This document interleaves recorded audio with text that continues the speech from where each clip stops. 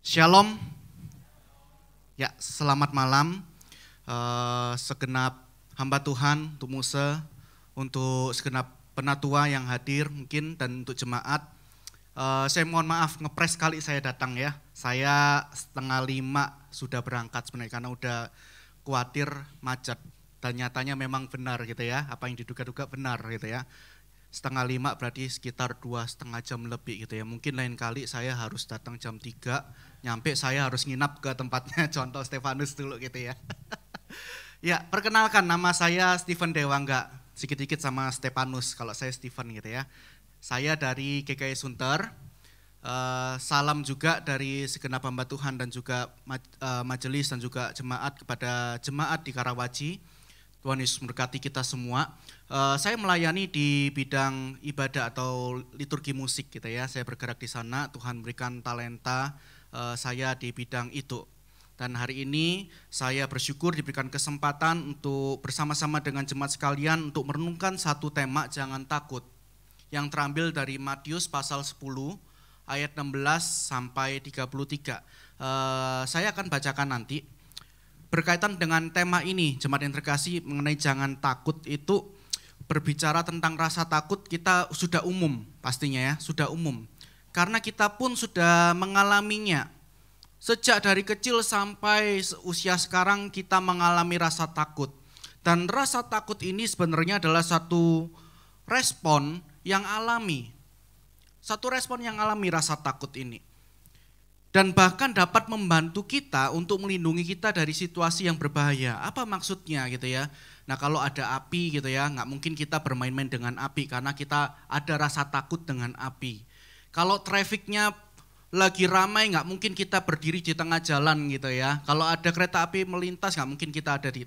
Jadi rasa takut itu juga menimbulkan satu defense mechanism kepada kita. Jadi respon yang alami sebenarnya. Namun akan sangat berbahaya jemaat Tuhan jika rasa takut ini menjadi terlalu kuat atau berlebihan. Masalahnya di sini gitu ya. Karena akan membatasi seluruh kehidupan kita, akan membatasi seluruh aktivitas kita dengan rasa takut yang berlebihan ini.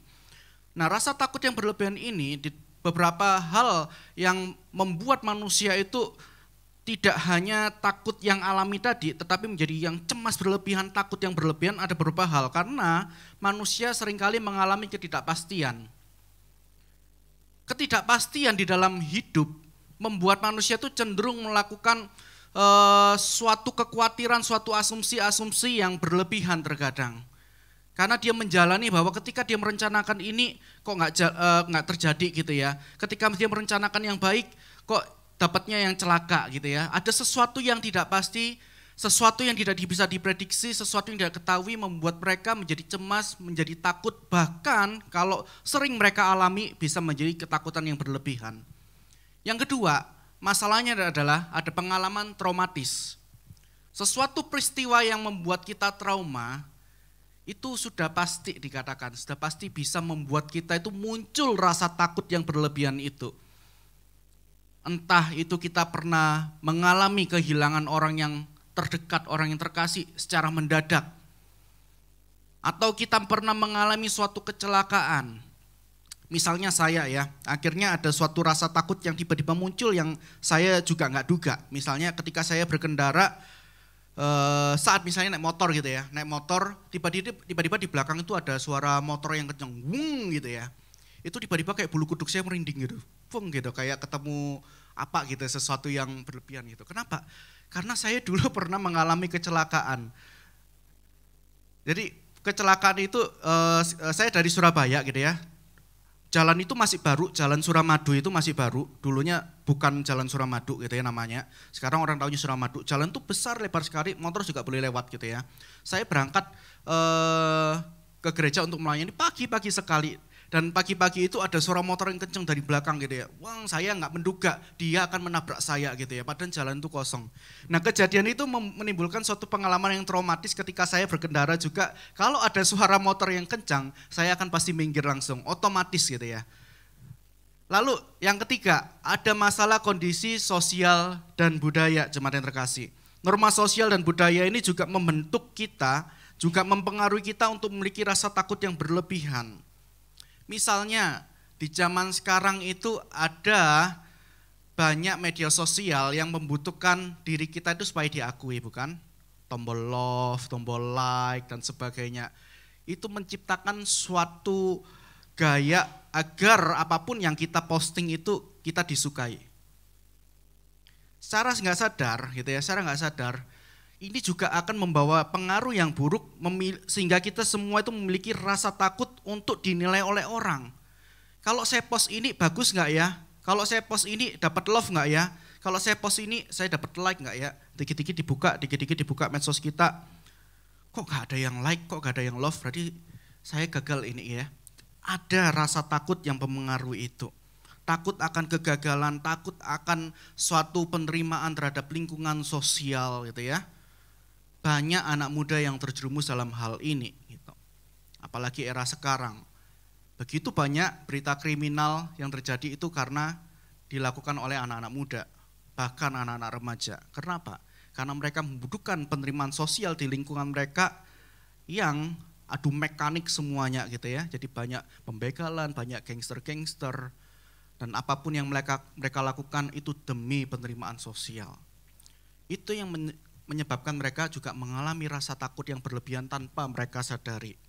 Dan berbicara dengan konteks tema hari ini yang juga berbicara tentang 1 bulan ini tentang misi, maka rasa takut ini pun juga mendorong kita sebenarnya, men-trigger kita untuk menjadi tidak menyaksikan kasih Kristus di tengah dunia ini, jemaat yang terkasih.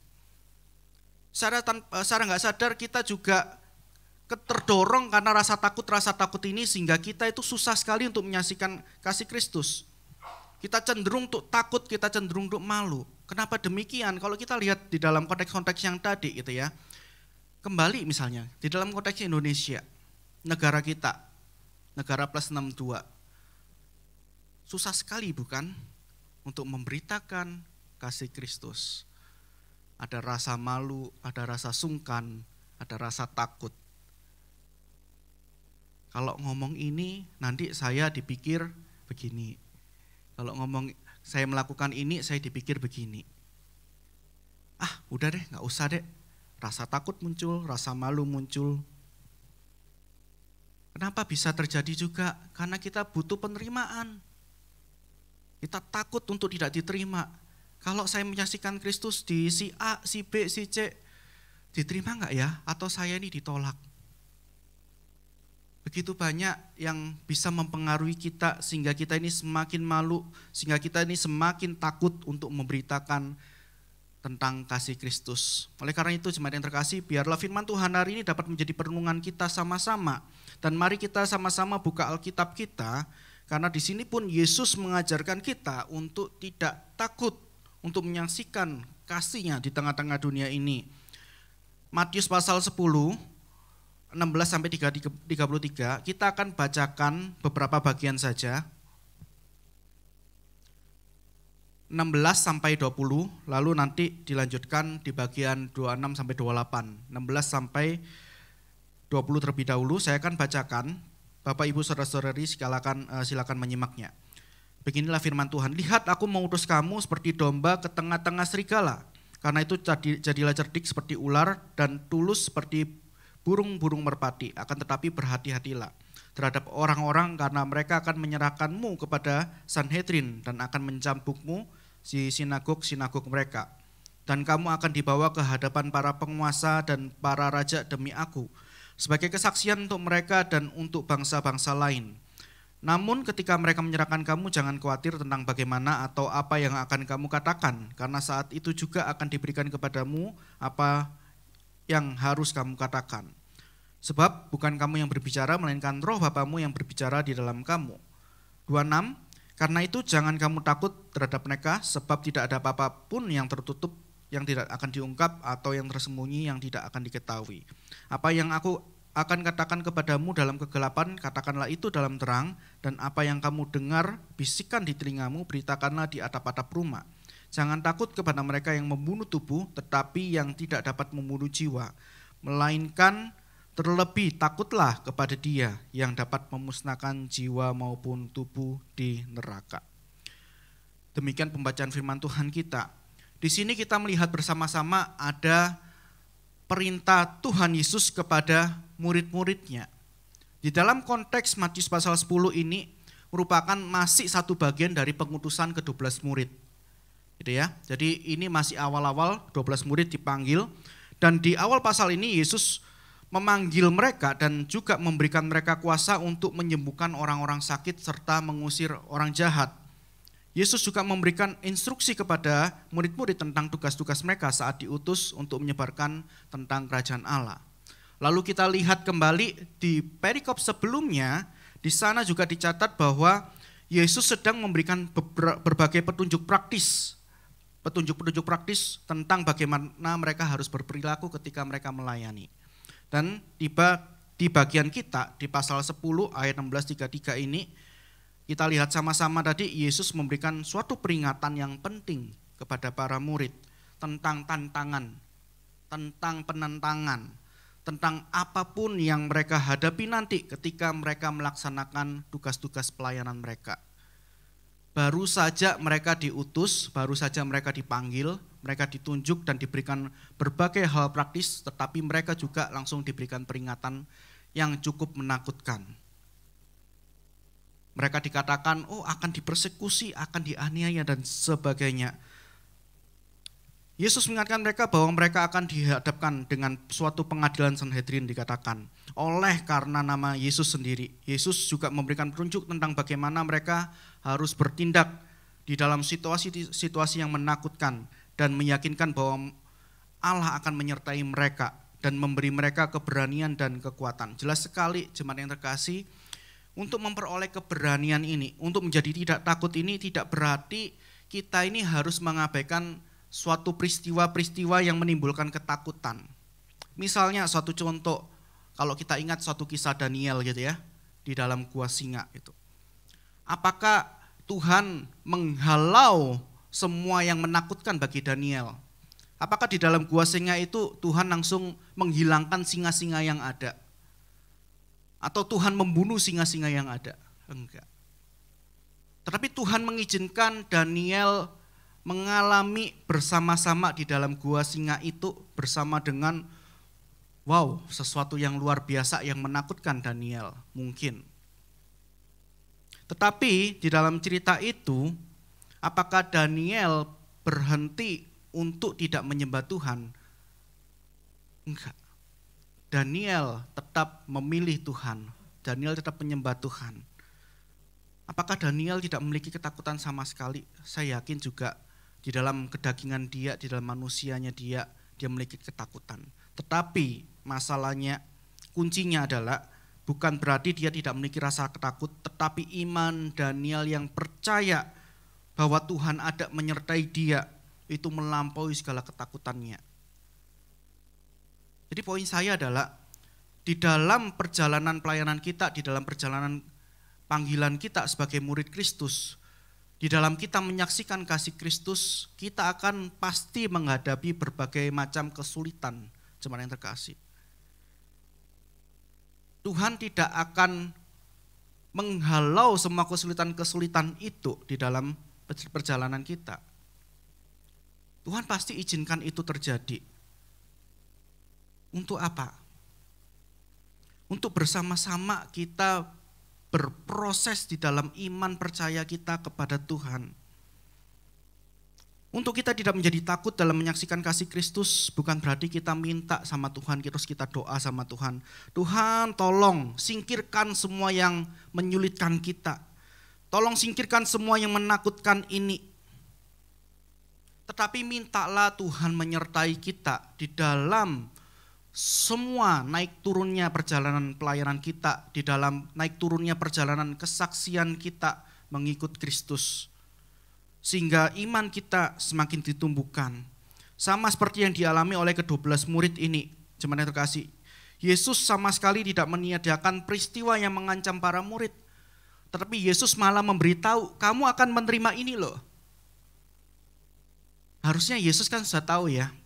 Tetapi Yesus bukan menyingkirkan semua peristiwa-peristiwa yang akan menghadang, yang akan membuat mereka takut. Enggak. Justru Tuhan Yesus memberitahukan bahwa ada masalah ini, ada kesulitan ini. Yesus memberikan instruksi, jangan takut, jangan khawatir. Instruksi inilah yang kita bisa renungkan sama-sama. Karena Yesus mengingatkan kepada kita di dalam tema jangan takut ini, yang pertama ayat 19 kita lihat ada poin ini ya.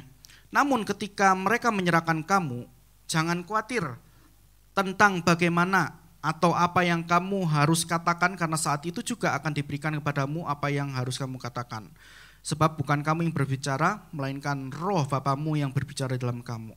Ini adalah pernyataan dari Tuhan Yesus sendiri kepada para pengikutnya. Tentang bagaimana mereka tidak perlu khawatir apa yang harus dikatakan saat mereka menghadapi suatu penganiayaan, jemaat yang terkasih, atau penindasan karena kesaksian mereka akan Kristus.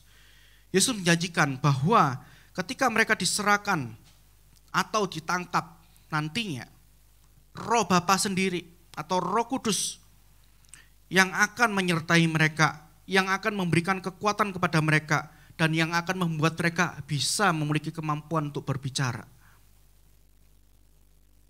Yesus memberikan suatu jaminan bahwa mereka tidak sendirian di dalam melakukan tugas mereka.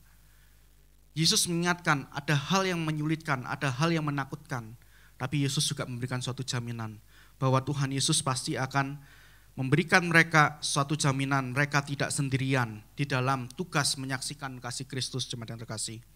Roh Kudus sendiri yang akan memimpin kita, yang akan memberikan kita, memampukan kita suatu kebijaksanaan yang diperlukan di saat yang tepat.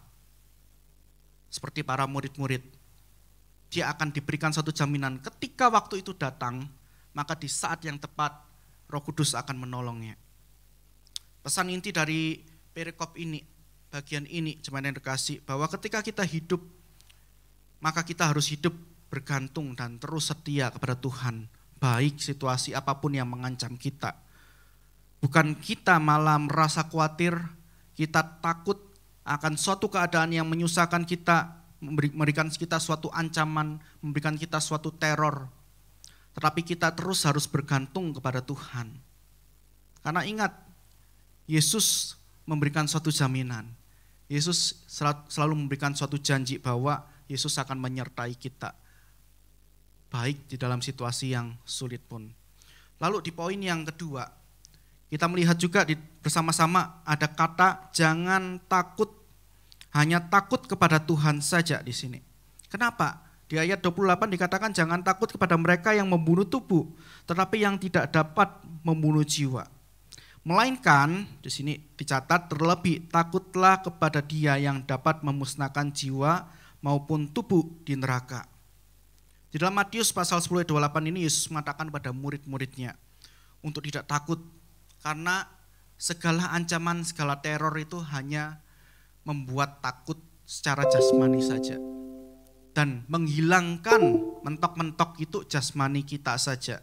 Yesus berbicara demikian dan tidak pernah mengusik jiwa kita. Dan Yesus mengajarkan bahwa ada sebuah takut yang lebih tinggi dan lebih penting dari sekedar takut kepada manusia, yaitu takut kepada Allah. Ini bukanlah takut yang mencengkam atau membuat kita hidup dalam satu ketakutan yang berlebihan. Takut akan Tuhan bukan hidup yang demikian, tetapi adalah suatu sikap hormat, suatu sikap yang tunduk kepada Tuhan Allah sebagai yang maha kuasa, sebagai hakim yang adil. Bukan suatu ketakutan seperti kita takut akan suatu peristiwa yang membuat kita takut tadi, pengalaman traumatis yang tadi, suatu orang pribadi yang kita takuti, bukan. Tapi suatu sikap hormat kita, ketundukan kita kepada Tuhan. Ayat ini ingin menekankan kepada kita bahwa tubuh kita mungkin dapat dihancurkan oleh manusia.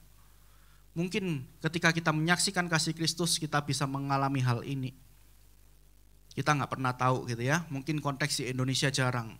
Di luar, di sana, kekristenan sulit sekali, mungkin mereka mengalaminya. Tapi mungkin suatu saat kita pun juga mengalaminya. Karena kita menyaksikan siapa Kristus, kita mengalami suatu ancaman, kita mengalami suatu hal-hal yang tidak enak. Tapi Yesus mengingatkan pada kita bahwa itu hanya menghancurkan tubuh saja. dan jiwa kita tetap ada di dalam kendalinya Tuhan. Oleh sebab itu, kekuatan manusia itu hanya terbatas sampai pada tubuh saja, tetapi Allah memiliki kuasa atas kehidupan, atas jiwa kita, atas kekekalan, keselamatan kita. Dan Yesus mengatakan hidup kita ini lebih baik untuk memuliakan Tuhan, bukan untuk memiliki dalam ketakutan akan hal-hal yang mengancam demikian. Kita tidak menyerahkan tubuh kita tidak menyerahkan iman kita pada teror terhadap ancaman yang membuat kita semakin takut, membuat kita semakin sulit. Ayat ini ingin menunjukkan pada kita, jemaat kasih, bahwa lebih baik kita menderita di dunia atau kehilangan nyawa kita, supaya apa? Kita ini tetap setia, kita ini terdapati, kita terus taat kepada Tuhan Allah, daripada kita mengorbankan ketaatan kita, kesetiaan kita, iman kita. Karena mengutamakan takut kepada Allah akan memberikan kita suatu perspektif yang jauh lebih besar, jemaat yang kasih. Memberikan kita suatu gambaran yang lebih besar lagi dan keberanian untuk tetap setia menyaksikan kasih Kristus di tengah dunia ini. Hari ini yang menjadi perenungan kita, apa sih yang menjadi ketakutan kita ketika kita menyaksikan kasih Kristus? Apakah penolakan demi penolakan kita pernah mengalami, kita pernah melakukan, menyaksikan kasih Kristus dan kita mengalami penolakan, kita dikucilkan sehingga kita semakin enggak mau, kita semakin malu, kita semakin takut untuk menyaksikan kasih Kristus? Atau apakah karena konteks budaya di negara plus 62 ini membuat kita semakin terus berdiam diri? Atau karena kita sungkan dengan keluarga kita, kalau masih ada keluarga kita yang belum menerima Kristus?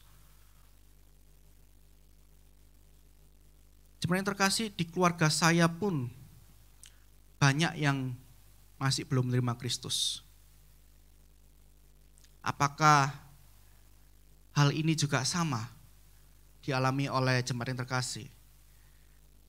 Sehingga itu membuat kita semakin terpikir bahwa kita ini gagal sebagai orang Kristen. Apakah murni karena kesalahan kita? Kita terus evaluasi. Karena apa? Karena tindakan untuk menyatakan kasih Kristus itu bukan hanya berbicara tentang tindakan verbatim, tindakan perkataan saja, jemaat yang terkasih. Banyak di luar sana yang jago dikatakan melakukan penginjilan, bermisi. Tapi kehidupan sehari-hari di lingkungan keluarganya, di lingkungan masyarakat, tidak sama sekali mencerminkan kasih Kristus. Masih ada. Oleh karena itu saya mengatakan sekali lagi, tindakan menyatakan kasih Kristus itu bukan hanya tindakan perkataan saja, verbatim. Tetapi perilaku kita, tindakan kita, perbuatan kita juga harus selaras dengan apa yang kita ucapkan. Bukan berarti juga excuse gitu ya, oh salah satu aja perbuatan saja, saya nggak pakai kata-kata gitu. Enggak, kedua-duanya jemaat yang terkasih. Baik melalui perkataan ataupun tindakan kita pun juga harus menyaksikan kasih Kristus. Ada saudara saya yang sebenarnya juga aktif sekali dulunya gitu ya, aktif sekali di gereja gitu ya, bahkan melayani bersama-sama. Tapi dalam perjalanan hidupnya, dia juga meninggalkan iman kekristenan. Sedih, sangat sedih gitu ya. Butuh waktu yang panjang sekali gitu ya untuk menjelaskan agar dia tidak untuk berpindah imannya. Tapi nggak mempan. Itu pun juga terjadi.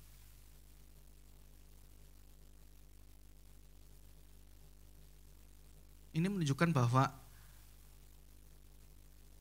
sebenarnya bukan karena kekuatan kita, bukan karena hebat kita. Ketika kita menyaksikan kasih Kristus, orang tersebut bisa menerima Kristus. Enggak.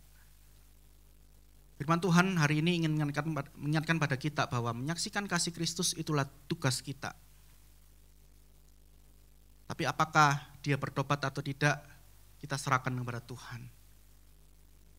Oleh sebab itu mari kita tidak berdiam diri untuk tidak mengambil sikap apapun, jangan. perlengkapi diri kita dengan melalui seminar-seminar yang ada, ikutin terus khotbah-khotbah yang ada, pendalaman Alkitab yang ada. Perkuat iman kita, perkuat teologi kita. Terus bekali dan juga lebih dari itu, tunjukkan, wujudkan melalui kehidupan kita. Suatu saat saya ingin meninggalkan, menjauhi gitu ya, saudara saya yang itu gitu ya. Karena dia udah berpindah agama.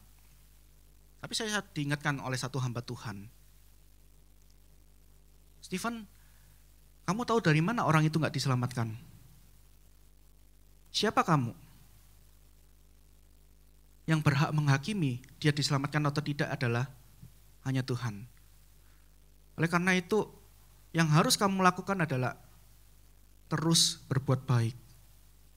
Terus menyatakan kasih.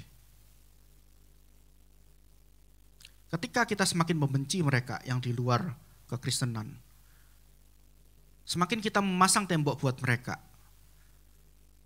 maka yakinlah tidak ada kasih Kristus yang dinyatakan kepada mereka yang belum menerima Kristus. Oleh sebab itu, seperti yang dikatakan oleh Yesus, jangan takut untuk menyaksikan kasih-Nya.